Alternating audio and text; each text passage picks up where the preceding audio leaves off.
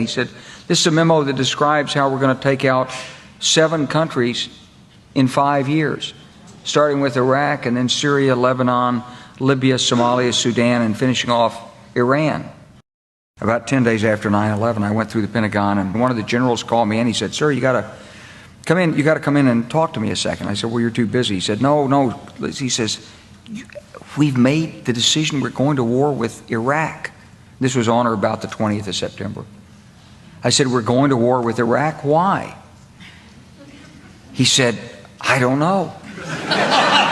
He said, I guess they don't know what else to do. So I said, well, did they find some information connecting Saddam to Al-Qaeda? He said, no. He says, there's nothing new that way. They just made the decision to go to war with Iraq. He said, I guess it's like we don't know what to do about terrorists, but we've got a good military and we can take down governments. And he said, I guess if the only tool you have is a hammer, every problem has to look like a nail.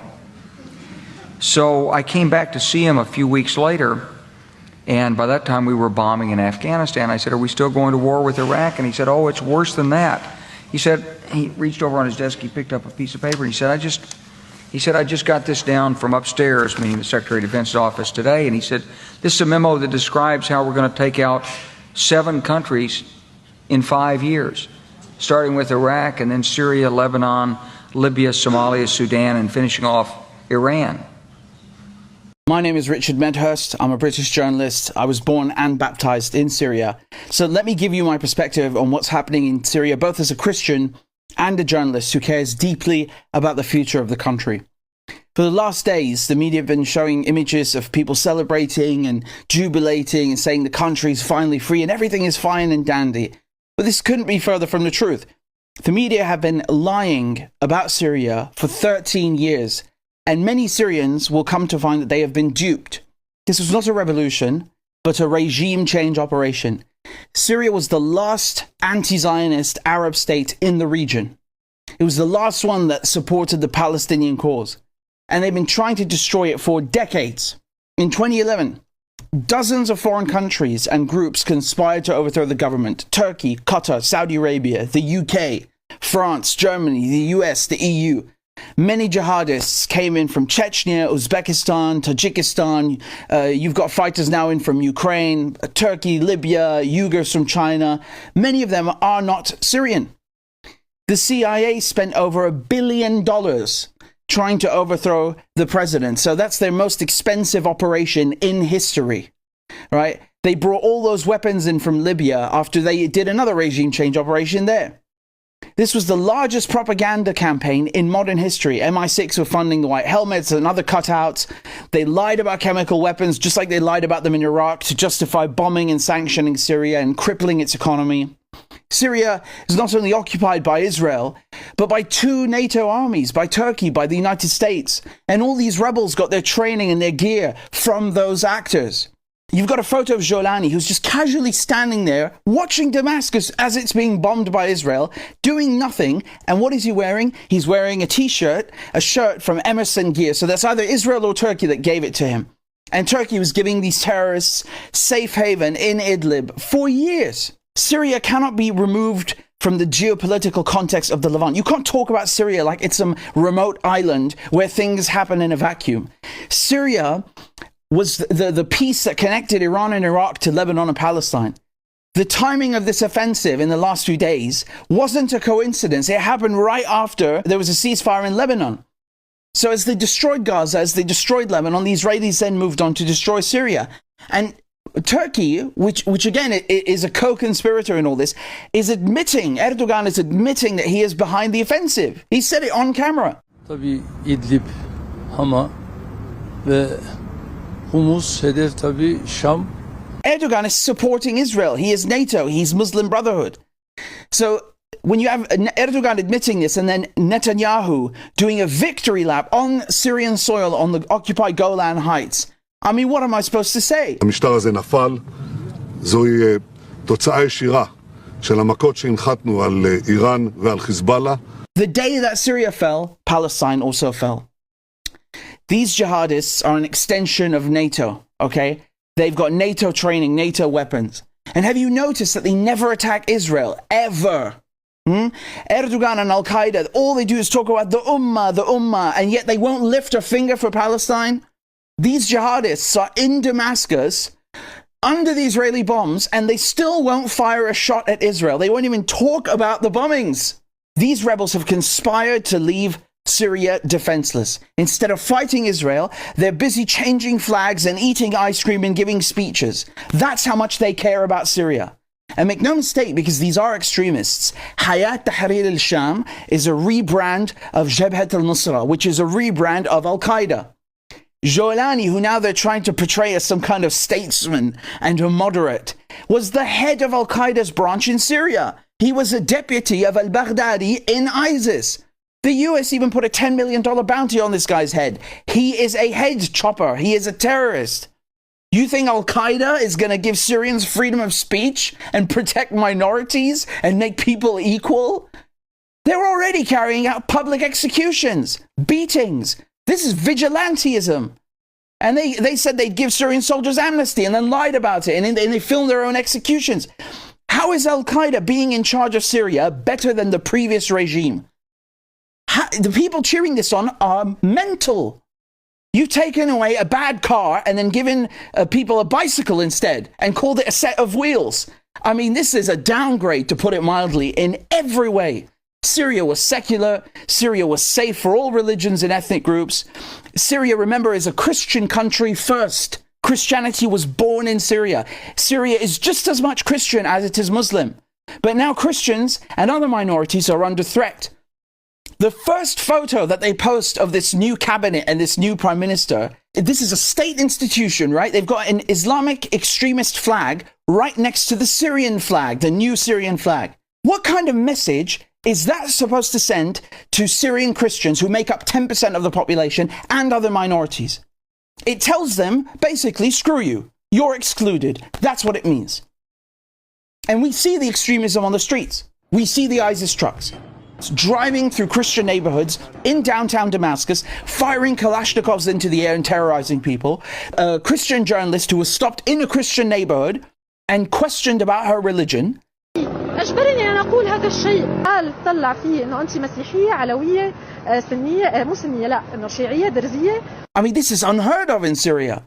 You've got priests that are hiding their crosses when they take photos with these new leaders. And then we're supposed to look at that and believe that this is inclusive. This climate of fear did not exist a week ago, all right? Syria is going backwards.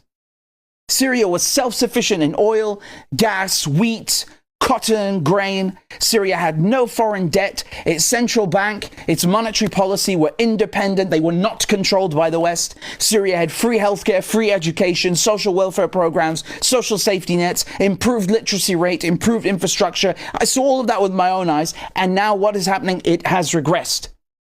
But as soon as this new regime in Damascus announced that Syria will be a free market economy, meaning come in, bring your foreign direct investment so you can control our monetary policy and our politics, what happens? The United States removes Hayat Tahrir al-Sham, meaning Al-Qaeda, from the terrorist list. Isn't that amazing? The Western Israel have been dying to move on Syria's gas, and that's exactly what they're going to do, just like they're going to steal Gaza's and Lebanon's gas, so they can replace the Iranian and Russian gas, which they sanctioned. In 1 or 2 years, Syrians will be begging for the old days, just like Iraqis and Libyans do right now, when they remember what their countries were turned into by NATO. And look at the level of whitewashing, right? Do you hear any of the Western media talking about persecution of minorities and how Christians are being treated? Instead, they're rehabilitating this disgusting head chopper, Jolani. They're glorifying Al-Qaeda in the media, but I'm the one who gets arrested for terrorism, right? I'm the one who's under investigation, even though they're breaking the law. But I think Abu Muhammad al-Jawlani, the leader, has made great efforts over the last 10 years to distance himself from those terrorist groups. And certainly the actions we've seen of Tahrir al-Sham over the last 2 weeks has been those of a liberation movement, not of a terrorist organization. And then they have the nerve to complain about Russia invading Ukraine, but they call Israel's invasion a buffer zone. I mean, the nerve. Don't forget that Israel has a Greater Israel project. You've got IDF troops who openly carry patches of Greater Israel on their uniforms. Smotrich, the finance minister, said on video just a few weeks ago that he wants Greater Israel to extend to Damascus, to swallow up the Syrian capital. כתוב בחז"ל שעתידה ישראל, עתידה ירושלים להתרחב עד דמשק. רק ירושלים, עד דמשק. Bezalel Smotrich a une vision maximaliste de la terre promise.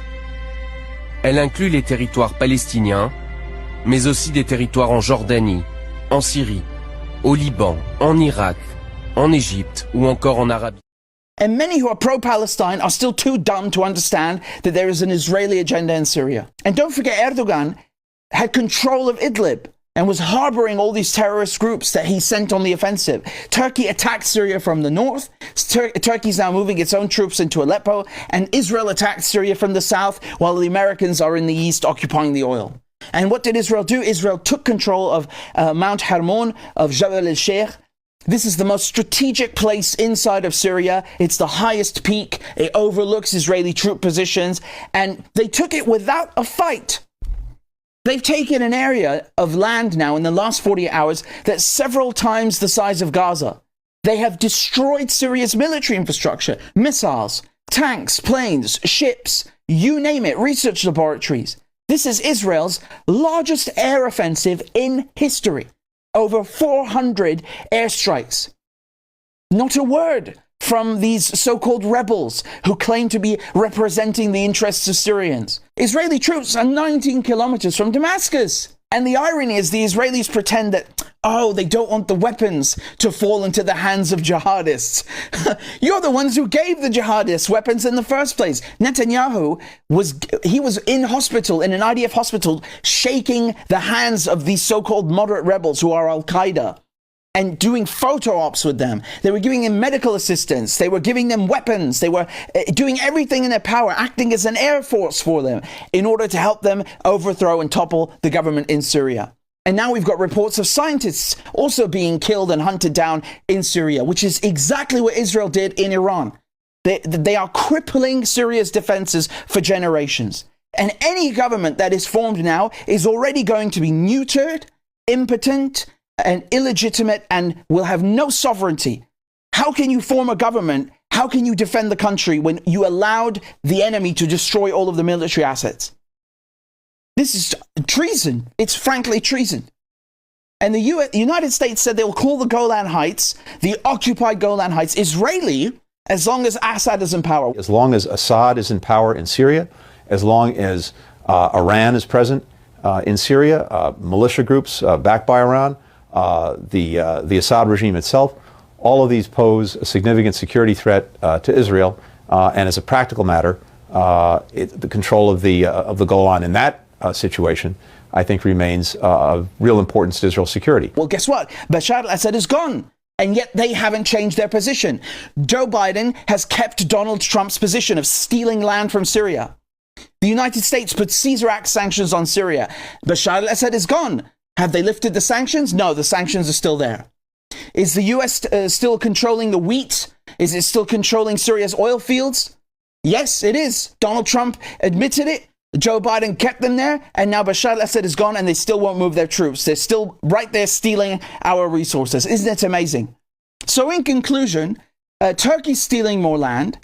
Turkey is going to attack the Kurds and persecute them, and now has them surrounded.